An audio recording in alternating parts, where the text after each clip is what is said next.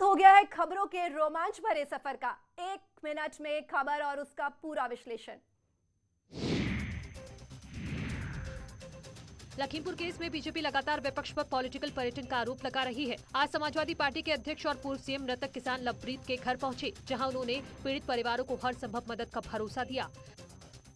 मैं परिवार से मिल के आया हूँ और परिवार न्याय चाहता है। सरकार के ताकतवर होने के वजह से इतना अहंकार उनके अंदर है कि जिन लोगों की जान गई है और जिन पे आरोप लगे हैं, जो गाड़ी चला रहे थे, गृह राज्य मंत्री के बेटे पे आरोप है, एफआईआर दर्ज हो गई है, तो अब गिरफ्तारी के लिए सरकार क्यों पीछे हट रही है? अखिलेश यादव ने हिंसा के वायरल हो रहे वीडियो पर कहा है कि जांच में सच सामने आना तय है, बस जांच निष्पक्ष होनी चाहिए।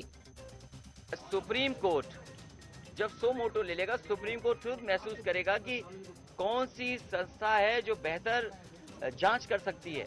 लेकिन जांच के साथ साथ ये भी जानकारी होनी चाहिए कि तमाम वीडियो लोगों के पास हैं, जिसमें कैसे गाड़ी से टकराए, कैसे चोटें लगी, कौन क्या कर रहा है, वो सब वीडियोस हैं।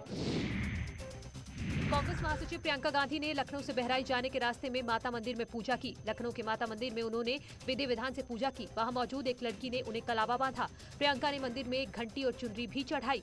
जब मीडिया ने पूछा कि आपने मां से क्या मांगा, तो उन्होंने कहा कि मैंने इस बार अपने बेटे के लिए मुराद मांगी है। लेकिन इस बार मैंने अपने बेटे के लिए कुछ मांगा।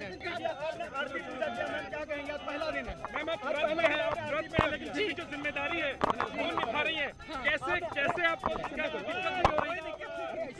वहीं मंदिर से निकलने के दौरान एक लड़का उनसे मिलना चाहता था। उन्होंने सिक्योरिटी के मना करने के बावजूद गाड़ी रोकी और तसल्ली से उसकी पूरी बात सुनी। फिर उससे कहा कि 8 बजे घर में मिलने आओ। लड़के ने कहा कि नवरात्र के दिन उसने प्रियंका के रूप में मां के दर्शन कर लिए। इस पर प्रियंका हंसने लगी। मैडम जाइएगा नहीं, मैं आपका लाल हूँ, जाइएगा नहीं तो बोलो बोलो तो यार,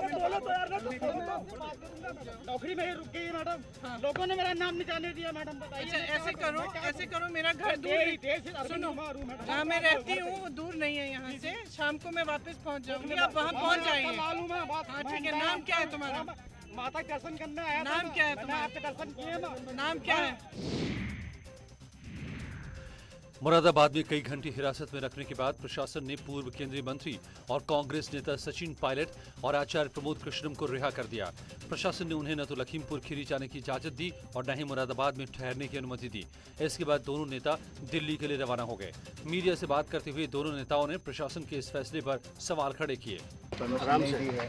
और हमको यहाँ पर रोका गया था। इसके पश्चात मुझे कहा कि ना तो हम आगे जा सकते हैं और ना मुझे यहाँ रहने की इन्होंने इजाजत दी है। आचार्य प्रमोद कृष्णम ने आरोप लगाया कि उत्तर प्रदेश में लोकतंत्र नाम की कोई चीज नहीं रह गई है। प्रदेश में लोकतंत्र नाम की चीज नहीं रह गई है और उत्तर प्रदेश में लोकतंत्र की हत्या सरेआम हो रही है और गुनाहगारों का पक्ष दिया जा रहा है। मैं योगी आदित्यनाथ जी से आग्रह करूंगा कि वो अपना दिल लगाकर लोकतांत्रिक मूल्यों। लखीमपुर हिंसा मामले पर सुप्रीम कोर्ट ने सख्ती दिखाई है। सुप्रीम कोर्ट ने यूपी सरकार से पूछा है कि अब तक कितने आरोपी गिरफ्तार किए गए, कितने लोगों पर एफआईआर की गई, मामले में क्या एक्शन लिया गया।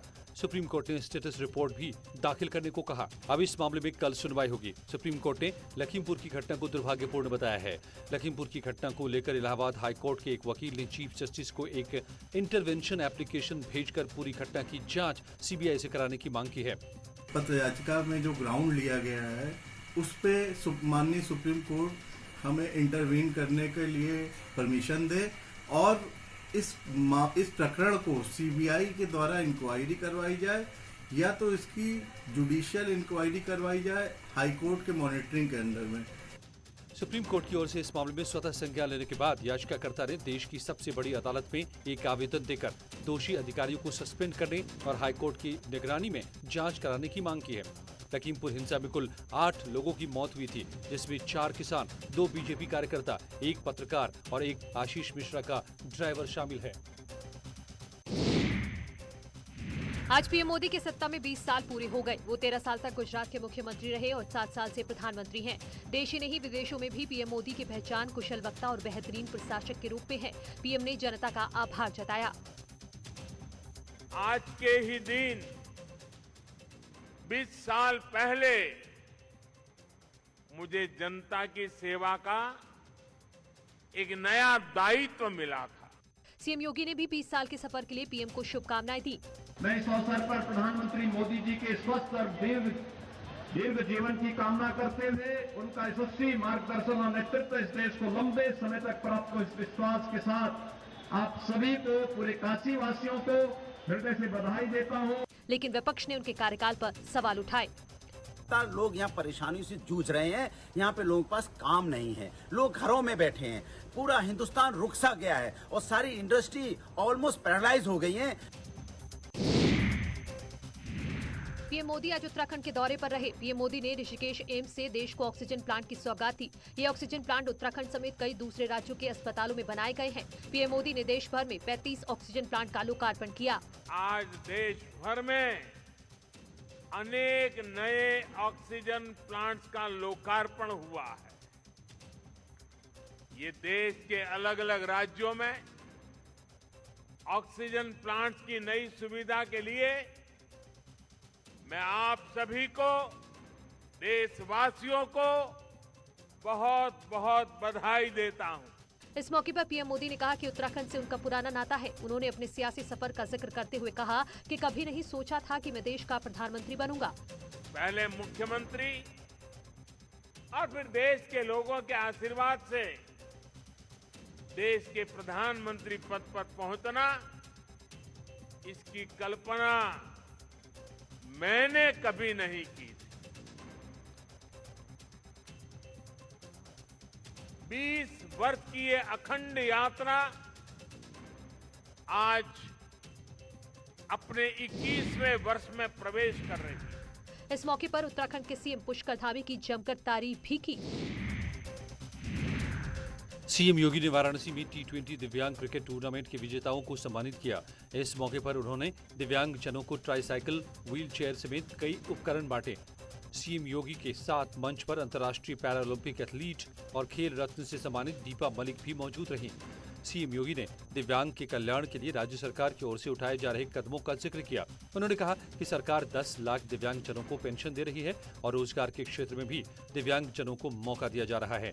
सीएम योगी ने दिव्यांग खिलाड़ियों की हौसला अफजाई करते हुए कहा कि आपने अपने खेल से दिव्यांगता को हरा दिया है। आपने अपनी दिव्यांगता को अपने खेल के सामने कहीं बाधा नहीं बनने दी और अपने आप को साबित करके दिखा दिया है कि नहीं, व्यक्ति के अंदर अगर जज्बा हो, हौसला हो, तो बड़े से बड़ी मुकाम को हासिल कर सकता है।